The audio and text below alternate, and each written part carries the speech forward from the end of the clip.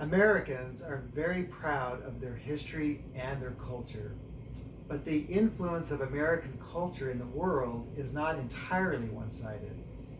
Other countries have influenced American culture as well. Take food, for example. What could be more American than eating a hot dog with a side of fries and a slice of apple pie? But in fact, without the German Wurst and the Belgian Friet and the British pasty, this all-American meal would simply not exist. And what could be more quintessentially American than the Western cowboy? But in fact, the cowboy is really just a transatlantic transplant of the Spanish vaquero, with the fictional Don Quixote perhaps being its most well-known representative. And what song is more patriotic than the Star-Spangled Banner? But in fact, a British composer wrote the tune for a song about a Greek poet who praised love and wine. Francis Scott Key simply borrowed the tune and inserted his own words.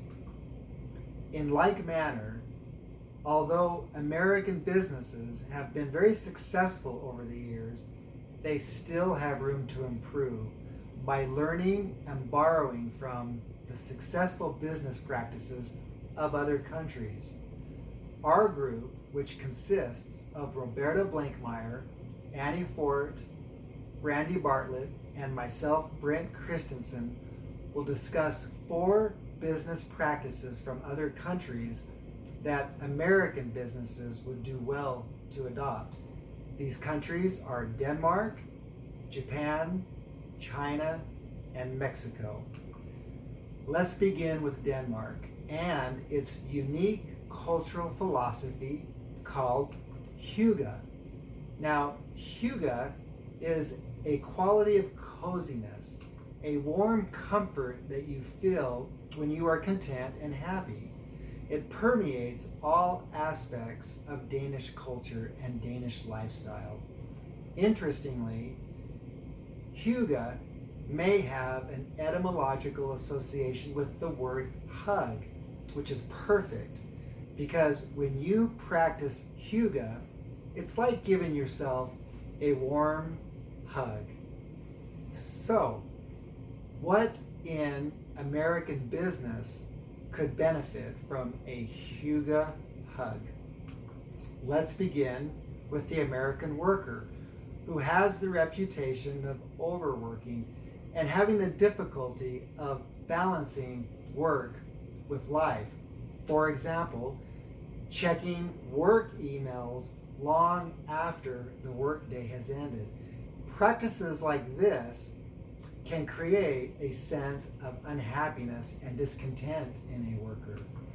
But when workers are encouraged to practice hygge, to balance their work and other aspects of their life, to take care of their mental and their physical well-being, they are happier and they are more productive at work. But the workplace can also benefit from a change that creates an atmosphere that's cozy or like being at home, which can also promote happiness and morale in the employee at the workplace.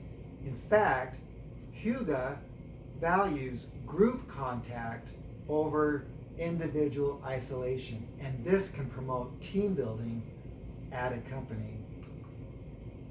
But hygge is not just for the employee or the employee's workplace, it's also for the customer.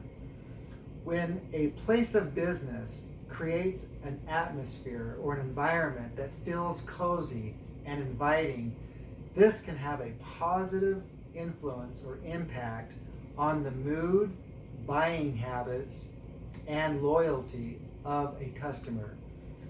When a customer feels like he or she has received a warm hug, either by visiting a place of business or through the process of purchasing and using a product or a service, this is a great marketing strategy.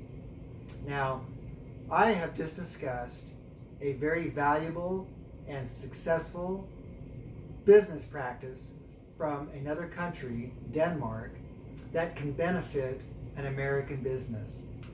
Roberta Blankmeyer will now discuss a second business practice that can benefit the American business, this time from the country of Japan.